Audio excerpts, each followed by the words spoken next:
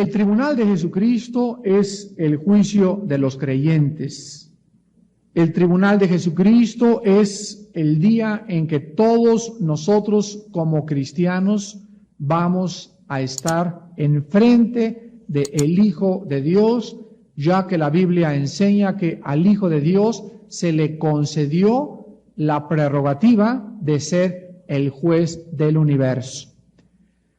El tribunal de Jesucristo es el día en que tú y yo vamos a estar enfrente de aquel que extendía sus manos en una cruz hace 2000 años, y en ese momento el Hijo de Dios nos va a llamar y Él va a estar, vamos a ver en esta noche, que el tribunal de Jesucristo va a ser como una plataforma donde Él esté sentado juntamente con el Padre. Vamos a subir una especie de escaleras hasta donde está Él, y enfrente de Él toda tu vida va a ser manifestada.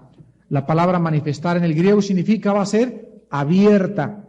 Todos tus pensamientos, todos mis pensamientos, tus motivos, las razones por las cuales hiciste lo que tú hiciste, todo será puesto en evidencia enfrente del Hijo de Dios. ¿Qué cosa es el tribunal de Jesucristo? El tribunal de Jesucristo, vuelvo a repetir, es el día en que nosotros nos enfrentemos al juicio de nuestras obras. El tribunal de Jesucristo no estará relacionado con la salvación, porque veamos algunos pasajes de qué forma la salvación que Jesucristo nos ha regalado no se puede perder. Dice, por ejemplo, Juan 5:24, de cierto os digo. Aquí la frase de cierto es la palabra griega amén. Si ustedes no lo sabían, cuando decimos amén, estamos diciendo sea verdad, o de cierto. Entonces hay que tener cuidado cuando decimos amén, porque amén no significa así sea, sino significa que sea verdad. Entonces cuando Jesús dice de cierto os digo, es la palabra griega amén. Y nosotros siempre decimos al final de la oración o cuando decimos algo amén, ¿no se han fijado? Al acabar decimos amén, Jesús lo dice al principio. O sea, Jesús dice, esto que voy a comenzar a decirles es verdad. Y así dice Jesús, de cierto os digo, es verdad que el que oye mi palabra, Juan 5:24, y crea al que me envió, tiene vida eterna.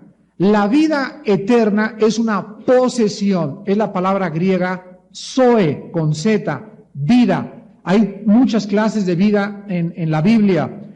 La gente que no es cristiana tiene vida, sí, pero tiene la vida bios, que es la vida biológica, la vida animal. O sea, existe don Pancho y don Juan como existe un perro, como existe un caballo, como existe una jirafa.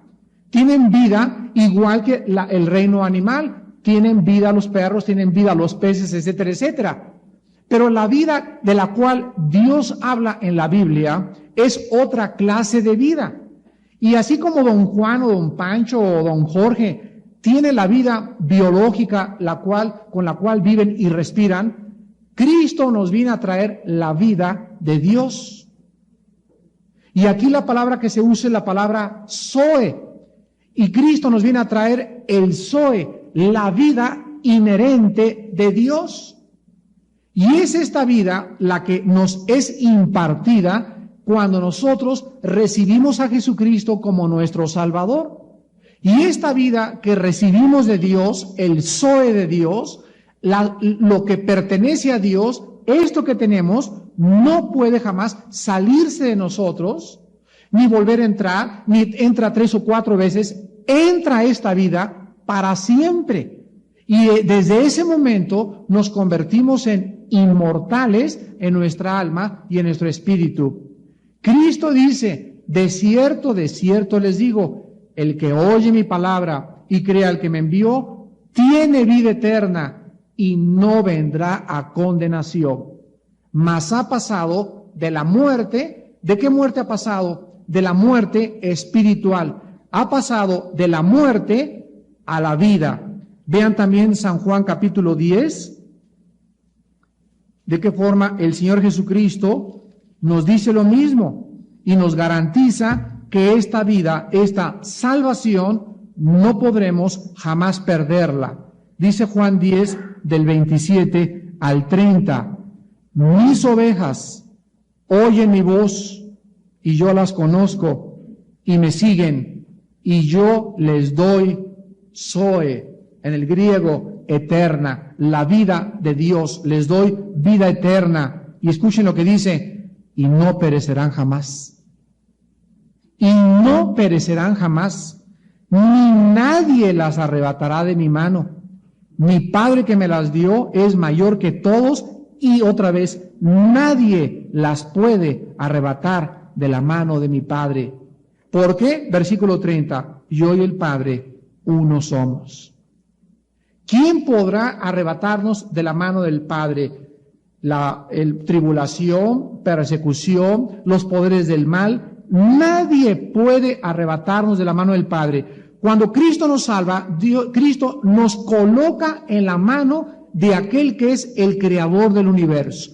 Y en esta noche, tu vida y mi vida, si somos cristianos, estamos en las manos de Dios. Y esta garantía es que nadie podrá, dice Cristo, hacernos así, ni quitarnos de la mano del Padre, porque ¿quién podrá o quién es más grande que el Padre?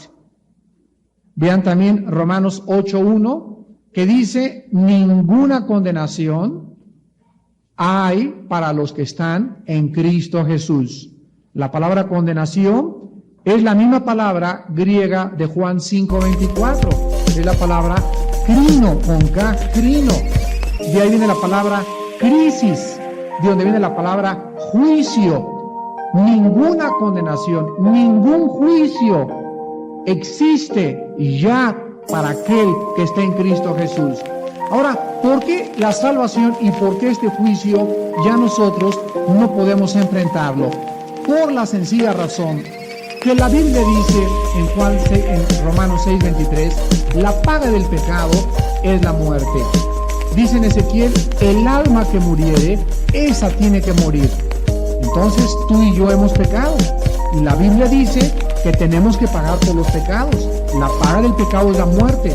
Y aquí se refiere a la muerte eterna, a la eterna separación de Dios. ¿Qué vamos a hacer tú y yo con nuestros pecados? La Biblia nos dice que las buenas noticias son que el Hijo de Dios vino a este mundo para morir en una cruz y pagar esa cuenta pendiente que tú y que yo teníamos de pecado. Y que tú no tienes ya por qué pagar con tus pecados, ni tampoco tienes por qué irte al infierno, ni ser condenado. Porque alguien hace 2000 años pagó nuestra cuenta.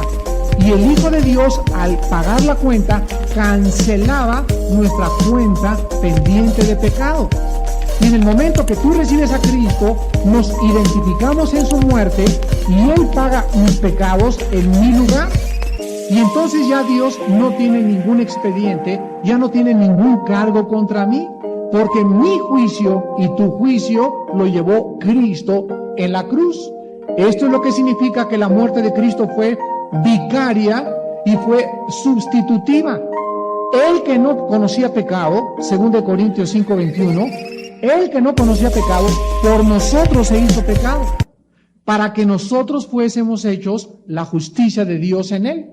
Dice Isaías 53, del 3 al 6, despreciado y desechado entre los hombres, varón en dolores, experimentado en quebranto, y como que escondimos de él el rostro, fue menospreciado y no lo estimamos. Ciertamente, Él llevó nuestras enfermedades, Él llevó nuestros pecados, mi castigo de mi paz y mi juicio, todo lo hizo Cristo por mí.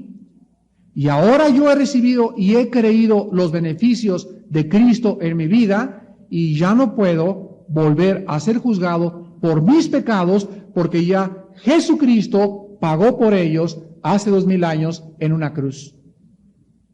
Y esto es el mensaje más maravilloso de toda la Biblia. Por eso la palabra evangelio significa buenas noticias. Hay buenas noticias para ti en esta noche, pecador y pecadora que nos acompañas. Que Dios te dice en esta noche que no tienes por qué irte al infierno, ni tampoco condenarte si tú crees en el nombre del Hijo de Dios. Y las buenas noticias son que Dios ha pagado la cuenta de tus pecados en una cruz. Y no importa en esta noche lo que tú hayas hecho, en la sangre de Jesucristo hay perdón de pecados. Entonces el cristiano ya no puede ser juzgado en cuanto a la salvación, porque ya la salvación la tenemos, nos pertenece y es una garantía de que nosotros le pertenecemos a Dios. Vean también Efesios capítulo 1, donde el apóstol Pablo nos explica claramente hasta cuándo vamos a tener el sello del Espíritu Santo. Ustedes saben que un sello implica propiedad. Antiguamente, cuando el César romano enviaba un documento, se enrollaba el pergamino, se le ponía un sello de cera y el César ponía su anillo en la cera y quedaba sellado e implicaba que era el César el que había escrito eso. También cuando nosotros vemos a los ganaderos actualmente, la única forma de distinguir al ganado de una ganadería y de la otra es a través del sello que llevan. A los chivos también se les marca en la oreja y el sello de la vaca, de acuerdo al sello de la ganadería, implica que es propiedad de fulano de tal. Pues todos nosotros los cristianos, dice la Biblia que en el momento en que recibimos a Jesucristo, cuando haces a Cristo tu Señor y tu Salvador, el Espíritu Santo nos sella. El Espíritu Santo nos pone un símbolo de que somos propiedad de Dios.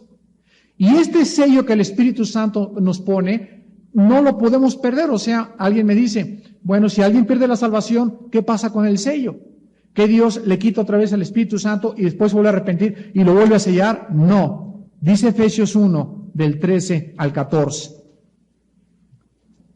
En él también vosotros, habiendo oído la palabra de verdad, el evangelio de vuestra salvación y habiendo creído en él, fuisteis, ¿qué dice? Sellados. ¿Cuándo fuimos sellados? Cuando oímos y cuando creímos. ¿Ya lo vieron? Cuando oímos el evangelio y la palabra de Dios y cuando creímos este mensaje, fuimos sellados con el Espíritu Santo de la promesa. ¿Qué es lo que nos promete Dios? La vida eterna. Vean el versículo 14, que es, o sea, el Espíritu Santo es las arras de nuestra herencia. La palabra arras significa garantía en el griego. El Espíritu Santo es una garantía dentro de nosotros. Ahora, ¿qué garantía es? Hasta la redención de la posesión adquirida para alabanza de su gloria. ¿Hasta cuándo nos dura el sello del Espíritu Santo? No vuelvan a leer el versículo 14. Hasta la redención de la posesión adquirida. Aquí se nos dice que hasta que una posesión que Dios compró sea redimida, el Espíritu Santo durará dentro de nosotros. Ahora, ¿qué es esta posesión adquirida? ¿Cuál es? Nuestro cuerpo. Nuestro cuerpo. El Espíritu Santo ha entrado a morar dentro de nuestro cuerpo y nuestro cuerpo no ha sido aún redimido. Hemos sido redimidos espiritualmente. 2 Corintios 5:17. El que está en Cristo, nueva criatura es, nueva creación, dice en el original griego. Pero mi cuerpo sigue siendo igual, tengo las mismas cicatrices, sigo envejeciendo. Mi cuerpo no ha sufrido ningún cambio cuando recibí al Espíritu de Dios. Entonces, mi espíritu ha sido creado de nuevo, ha sido redimido.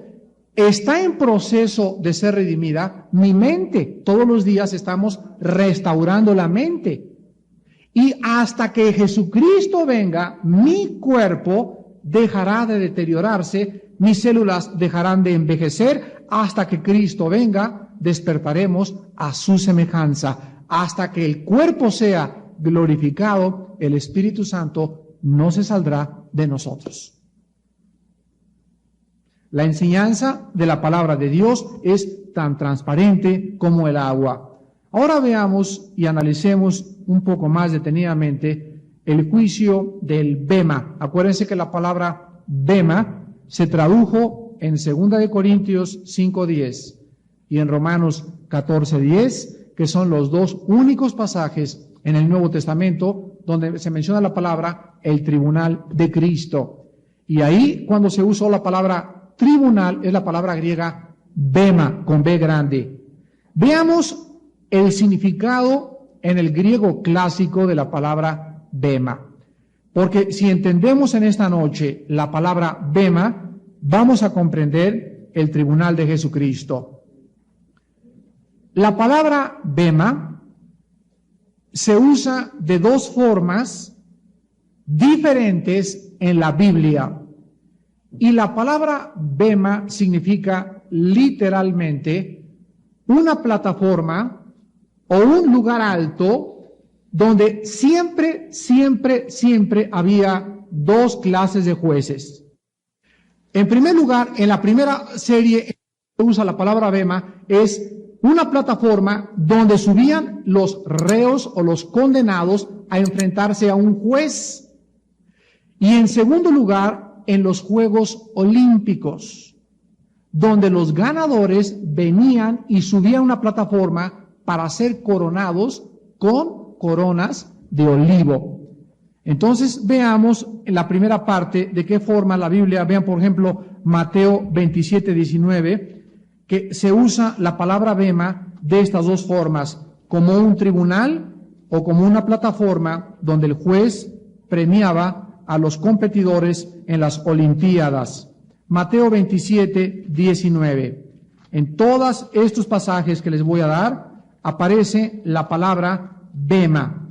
Mateo 27:19. Y estando él sentado en el bema, en el tribunal, su mujer le mandó decir: no tengas nada que ver con este justo, porque hoy he padecido mucho en sueños por causa de él. Aquí vemos que Pilato estaba sentado ¿en dónde? En una silla, en un tribunal, donde a él le traían a las personas que iban a ser condenadas. Vean ustedes también Juan 19:13. Juan 19:13. Y dice la palabra de Dios: entonces Pilato, oyendo esto, llevó fuera a Jesús y se sentó en el tribunal, en el lugar llamado el Enlosado y en hebreo Gabata. Aquí encontramos otra vez que este tribunal era un lugar donde se sentaba el gobernador de Judea, en este caso Pilato. Vayamos al libro de los Hechos, capítulo 12, versículo 21. Hechos 12, 21. Y un día señalado, Herodes, vestido de ropas reales, se sentó en el tribunal y les arengó. Aquí encontramos que también el rey Herodes, que era el rey o el tetrarca de toda la Palestina, también se sentaba en un lugar que se llamaba el tribunal, donde juzgaba y donde resolvía todos los problemas legales. Vean Hechos 18. Del 12 al 17. Hechos 18, del 12 al 17. Pero siendo Galión procónsul de Acaya, los judíos se levantaron de común acuerdo contra Pablo y le llevaron al tribunal, diciendo: este persuade a los hombres a honrar a Dios contra la ley. Y al comenzar Pablo a hablar, Galión dijo a los judíos: si fuera algún agravio o algún crimen enorme, oh judíos, conforme a derecho yo os toleraría. Pero si son cuestiones de palabras y de nombres y de vuestra ley, vedlo vosotros, porque yo no quiero ser luz de estas cosas. Y los echó del tribunal. Aquí encontramos también que se encontraba uno de los procónsules de Acaya, llamado Galión, y también en un tribunal, en un lugar alto, resolvía todos los problemas legales contra los cuales se enfrentaban los judíos en la época de Jesucristo. Sin embargo, también el tribunal no era para los jueces nada más, sino también era para los jueces que premiaban. Y también este bema o tribunal se usaba en los Juegos Olímpicos, donde los ganadores subían para recibir sus galardones. Ustedes saben que en los Juegos Olímpicos, sobre todo en Grecia, todos los competidores hacían un juramento. Y el juramento, en primer lugar, implicaba esto. Todos los atletas tenían que jurar que eran de sangre helénica pura. Si había alguno por ahí que se había colado con otra sangre, otra mezcla, era descalificado al final de los Juegos. En segundo lugar, tenían que jurar que nunca habían hecho nada malo durante su entrenamiento. Y en tercer lugar, que habían entrenado fielmente hasta el momento de enfrentarse con el juez. Los Juegos Olímpicos incluían carreras de a pie, lucha, box, el famoso pentatlón, las carreras de caballos y las carreras de carrozas.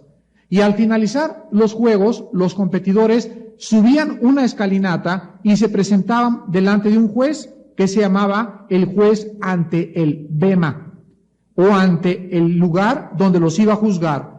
Y ahí el juez les entregaba a los que habían ganado, a los que eran de pura sangre helénica y a los que no habían hecho trampa, la famosa corona de olivo. Cuando nosotros lleguemos al tribunal de Jesucristo, nadie va a llegar y va a decir, soy católico, soy protestante, soy testigo de Jehová, soy mormón. Ahí solamente van a estar los que sean de sangre pura de Jesucristo. Ahí no va a haber, soy católico y tengo esta sangre, o no, ahí no van a ver los letreros que traigamos, o bautista, o presbiteriano, o metodista, o católico, ahí no va a haber letreros ni religiones. Ahí solamente van a estar los hijos y las hijas de Dios. Y cuando tú recibes a Jesucristo, comienzas a tener la sangre real del Hijo de Dios, del Rey de Reyes y del Señor de Señores. En segundo lugar, cuando estés enfrente del tribunal de Jesucristo, también vas a ser revisado si todas las cosas que hiciste durante tu vida las hiciste por motivos equivocados, egoístas o ambiciosos. Y ahí no va a haber nadie que pueda decirte, yo te defiendo, porque vas a estar enfrente de un juez que no es posible que se equivoque. Este juez Jesucristo, con sus ojos de llama de fuego, nos traspasará lado a lado. Mis pensamientos, mis motivos, mis acciones, mi corazón serán abiertos como una película. Y finalmente, ahí se demostrará también, al igual que los atletas olímpicos, si corrimos legalmente la carrera de la fe. Porque hay muchos en la vida cristiana que están con un espíritu competitivo, que están haciendo trampa, que posiblemente vienen a la iglesia el domingo porque quieren aparentar que son cristianos, etcétera, etcétera, quien los viera en su casa, y todas las cosas por ahí escondidas que tienes van a ser reveladas en el tribunal de Jesucristo. Ahora vean ustedes en 1 Corintios 9, de qué forma el apóstol Pablo compara la vida cristiana con las Olimpiadas o con los Juegos Atléticos de los primeros siglos de la era cristiana. El apóstol Pablo, vuelvo a repetir, compara la vida cristiana con los Juegos Olímpicos y con los atletas que competían en aquella época. 1 Corintios 9, del 24 al 27.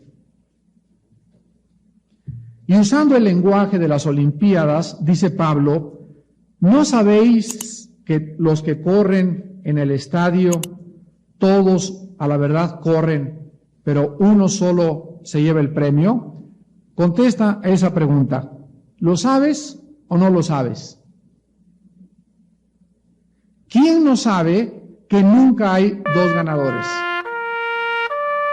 En todo maratón de 100 metros, 400, 1 kilómetro, 10 kilómetros, 40 kilómetros, carreras de caballos, en cualquier competencia siempre hay un primer lugar.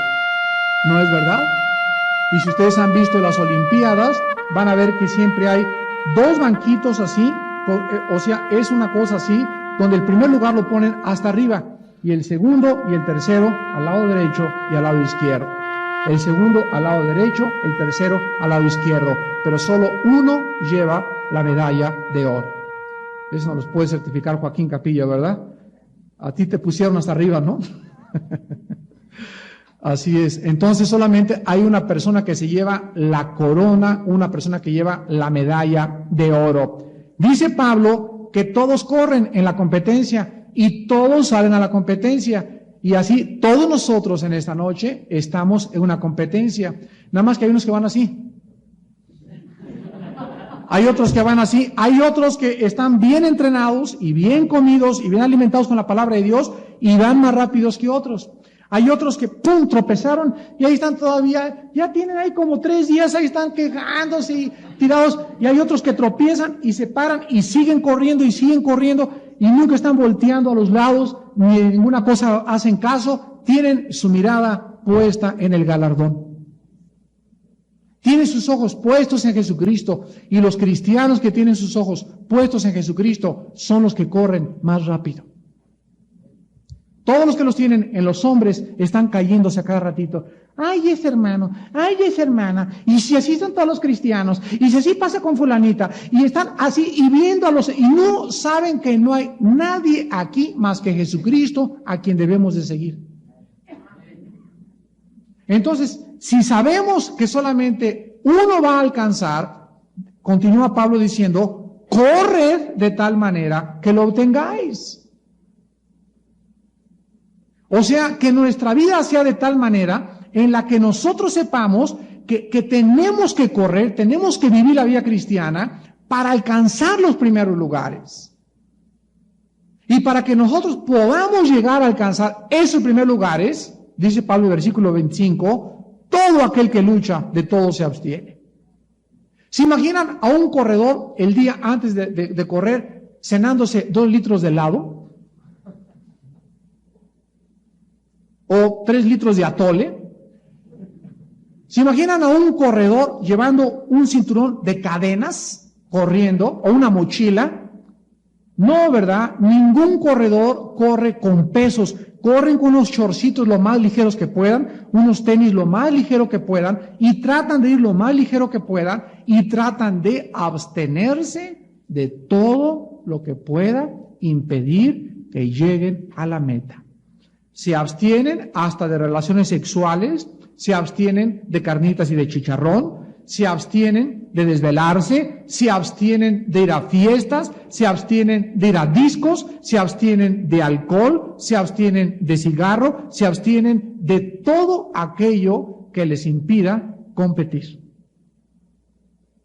Últimamente hemos visto en las Olimpiadas y en los Juegos Panamericanos y en muchas competencias de qué forma los atletas del siglo XX están adulterando su vida deportiva con esteroides, con drogas, etcétera, etcétera. Y esto es lo peor que le podía suceder al deporte internacional. El gran corredor, ¿verdad? Este negrito canadiense que lo tuvieron que descalificar porque después de la competencia, al ganarle a Carl Lewis, el norteamericano, ¿saben ustedes que es cristiano Carl Lewis? Él es cristiano, pues el otro negrito de Canadá le ganó por fracciones de segundo, pero descubrieron que había usado esteroides, le quitaron, lo avergonzaron, regresó a su patria. Gracias a Dios que está otra vez en las competencias y que pidió perdón y se ha vuelto a restablecer. Pero fue una tragedia que le hayan quitado después de haberle dado el primer lugar, porque descubrieron que corrió ilegítimamente. Y así hay muchos cristianos que están ahorita tratando de pasarse de listos con Dios y no van a ser calificados el día de la prueba. Todo aquel que lucha, de todo se abstiene. Y vean lo que dice Pablo en la comparación. Ellos, o sea, los atletas, a la verdad, para recibir una corona corruptible, fíjense, tanto sacrificio, tantos años de no comer helado, tantos años de no comer tortillas, tanta preparación, para al final una cochina coronita con hojas que a los 4 días se pudre. Fíjense nada más, tanto sacrificio y tanta preparación y tanta disciplina para una corona corruptible. Dice, pero nosotros, vean lo que dice, no me vean a mí. Nosotros una incorruptible, así que yo de esta manera corro, no como a la aventura. ¿Han visto algún corredor de los 100 metros que comienza a correr y se vaya para allá? O se vaya para la derecha y que, oye, vente, métete a la pista. No, ¿verdad? O sea, el corredor sabe que hay una pista, que tiene que correr aquí, que tiene que brincar acá, que tiene que calcular, el de la garrocha tiene que hacer esto, el que se va a echar el clavado, sabe cuántos pasos va a dar a la plataforma para brincar. Nadie, Joaquín Capilla no salía en el trampolín, pum, se aventaba al lado izquierdo y caía sobre el cemento, y eso era muerto desde cuándo, ¿verdad? Todos saben que lo que tienen que correr, los pasos que tienen que dar, todo está calculado, todo está cronológicamente calculado, todo está perfectamente bien diseñado para poder alcanzar el precio. Entonces, los cristianos, hay cristianos que se levantan en la mañana, ven la Biblia, andan por acá y andan por allá, andan fuera de la pista totalmente. Nunca oran, nunca leen la palabra de Dios, así como la aventura, de vez en cuando se paran a la iglesia, allá de vez en cuando.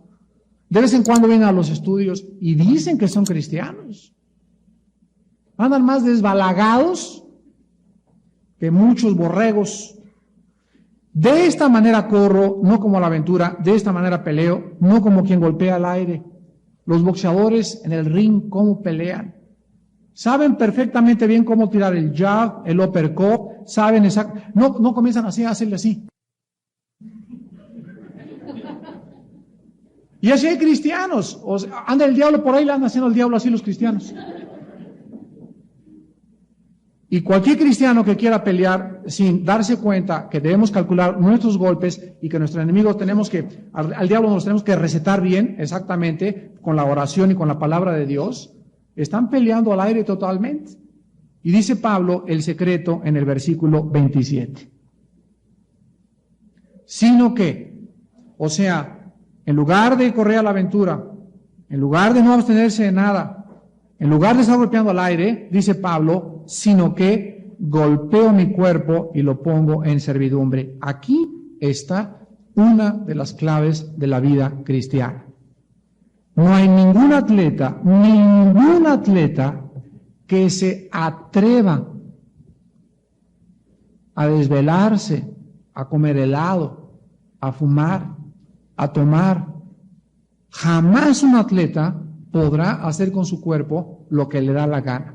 El atleta tiene que este cuerpo, y te me vas a la cama a las 9 de la noche, y te me levantas temprano, te dice el entrenador, y te vas a desayunar fruta, y vas a desayunar jugos, y nada de carnita, ni moronga, ni tacos de trompa, ni de sesos, ni quesadillas, ni nada, y no vas a andar con la barrigota así, porque hasta el agua de la alberca vas a sacar, del clavado que te avientes, ¿verdad? Y así los cristianos tenemos que aprender a entender que dice Pablo que si no ponemos nuestro cuerpo en servidumbre, si no ponemos nuestro cuerpo bajo una disciplina, dice Pablo en el versículo 27, no sea que habiendo sido heraldo para otros, yo mismo venga a ser eliminado. La palabra eliminado es la palabra griega adokimos con A, adokimos y con K, y significa no aprobado, sin poder ser utilizado por Dios. La persona o el cristiano que no tenga una disciplina en sus horas de levantarse, en sus devocionales, para leer la Biblia, para ayunar, para estudiar la palabra, para venir temprano a la iglesia y para todas las cosas que se requieren disciplina, dice la Biblia que no vas a poder ser utilizado por Dios. Comparen esto con 2 de Timoteo capítulo 2. 2 de Timoteo capítulo 2. Y el apóstol Pablo, en la última carta que él escribe, que fue 2 de Timoteo, antes de que lo metieran al circo romano, dicen, ¿verdad?, que Pablo murió en el circo romano, como mártir. Todos los apóstoles murieron como mártires. Dice 2 Timoteo capítulo 2, versículo 21, versículo 20 y 21. 2 Timoteo 2, 20 y 21. Pero en una casa grande no solamente hay utensilios de oro y de plata, sino también de madera y de barro. Fíjense lo que dice. Y unos son para usos honrosos y otros para usos viles. Así que si alguno se limpia de estas cosas, será instrumento para honra, santificado, útil al Señor y dispuesto para toda buena obra.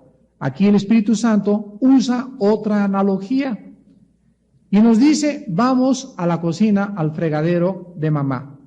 Y en la cocina de toda ama de casa están ahí los vasos sucios y en otro lado están los vasos limpios. Si yo llego a tu casa, no vas a ir al fregadero y vas a sacar un vaso cochino para servirme horchata, sino que vas a agarrar el vaso que está limpio y a ese le pones horchata. Entonces hay vasos sucios, hay vasos limpios. Cuando Dios quiere usar a alguien, no va a usar aquel que está sucio. Dios busca el vaso limpio para usos honrosos. Porque dice Isaías, límpiense los que llevan los instrumentos de Jehová. Nadie que viva en pecado puede servir a Dios. Porque Dios es un Dios santo y desde que se le apareció a Moisés le dijo, quítate las sandalias porque estás pisando tierra santa. Caminar con Dios es caminar en santidad, caminar en la luz. Entonces, tú quieres ser utilizado por Dios, disciplina tu vida. Conságrate en tu vida. Límpiate con la sangre de Jesucristo todos los días para que pueda ser usado por Dios. Y también vean ustedes ahí en 2 Timoteo 4, 2 Timoteo 4, versículos del 7 al 8, finalmente, que el apóstol Pablo así acaba el epílogo de su vida cristiana. Y dice Pablo, usando 3 diferentes clases de lenguajes. En primer lugar, usa el lenguaje de un soldado. He peleado la buena batalla. Número 2, he acabado la carrera, un atleta. Número 3, he guardado la fe, la vida de un soldado cristiano. Por lo demás, me está guardada la corona de justicia, la cual me dará el Señor, juez justo, en aquel día. ¿En qué día? En el tribunal de Jesucristo. Y no solo a mí, sino también a todos los que aman su venida. ¿Para quién es la corona de justicia? Hay 5 coronas y vamos a mencionarlas dentro de 2 o 3 semanas, cuando ya veamos las recompensas y vamos a ver qué recompensas va a haber, porque la Biblia nos muestra qué recompensas se nos van a dar. Por ejemplo, a los discípulos que siguieron a Cristo, ¿saben qué recompensa les van a dar?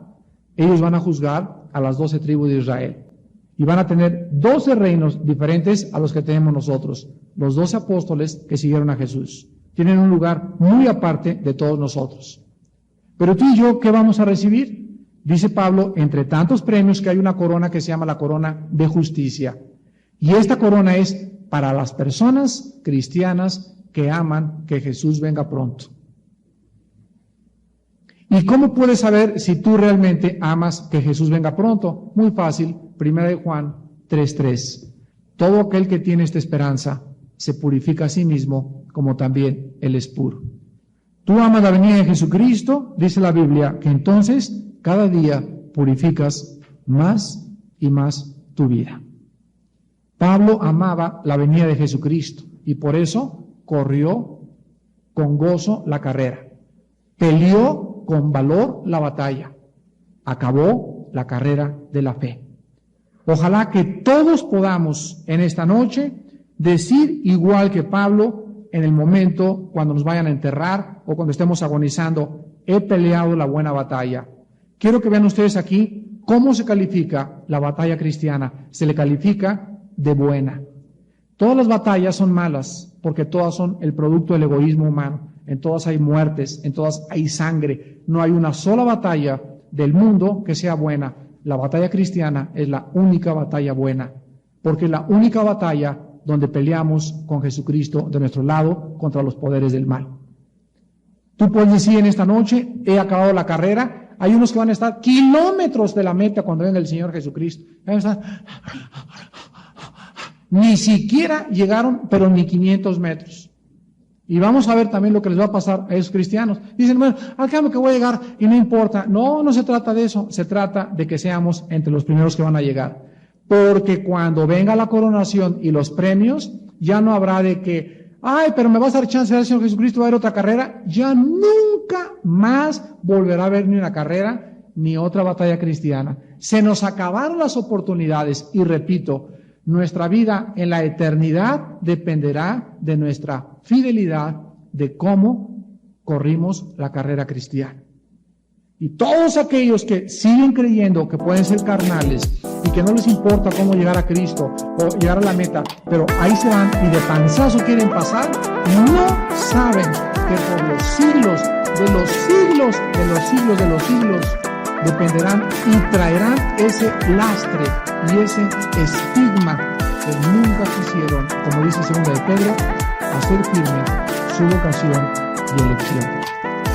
Por eso dice la Biblia, os ruego, hermanos, Romanos 12:1, por las misericordias de Dios, que presentéis vuestros cuerpos en sacrificio vivo, santo, agradable a Dios, que es vuestro culto racional. No se conformen a este mundo, sino transfórmense por medio de la renovación de vuestro entendimiento.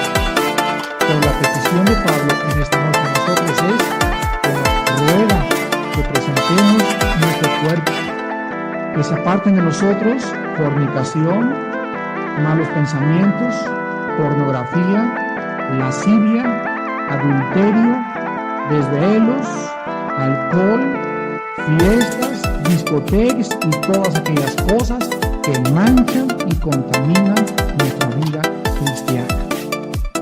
Porque el día de la premiación se acerca, y qué tal que fuera en esta noche. Y viniera Cristo por nosotros en esta noche, pregúntate tú en esta noche, ¿cómo hasta este momento estás corriendo la carrera de la fe? Despidámonos en oración. Te damos gracias, Padre Santo, por tu palabra en esta noche, por recordarnos que la Biblia compara la vida cristiana con una competencia olímpica. Y la analogía es preciosa porque nos muestra claramente que los atletas que corren en las competencias necesitan tener vidas muy disciplinadas. Y nos recuerdas también que la vida cristiana es como una guerra, donde los soldados necesitan salir a la guerra con el fusil en la mano. No hay ningún soldado que salga sin casco y sin su rifle, porque inmediatamente sería muerto. Todo soldado necesita también sujetarse a un entrenamiento, y corren también, se fijan en lo que comen, y sobre todo son obedientes a sus superiores. Padre Santo, te damos gracias porque nos has mostrado que necesitamos disciplinar nuestra vida. Necesitamos un momento en el día en el cual debamos levantarnos temprano y estar contigo, en comunión con Jesucristo, con tu palabra. Necesitamos recordar que nuestro cuerpo no es nuestro y no podemos comer lo que nosotros querramos. Debemos cuidarnos de tener una dieta balanceada de muchas frutas, verduras, para no enfermarnos, para estar sanos, para que tu espíritu resida en un cuerpo sano, y además que sanos te servimos mejor muchas veces. Te damos gracias porque nos recuerdas también que, como los atletas, debemos cuidarnos de no desvelarnos, de tener horas apropiadas para dormir, 8 horas diarias, para que no nos enfermemos del sistema nervioso. Nos recuerdas que tenemos que hacer deporte para mantener nuestra sangre pura y nuestro sistema cardiovascular desarrollándose normalmente, limpiando nuestras arterias de tanta grasa y de tantas cosas que el mundo nos contamina. Nos recuerdas que seamos limpios de corazón, que no nos contaminemos con pornografía, con malos pensamientos, con mujeres que no es nuestra esposa, con adulterio y con cosas por las cuales la ira de Dios viene sobre los hijos de desobediencia. Sean santos porque yo soy santo, dice el Señor, y sin santidad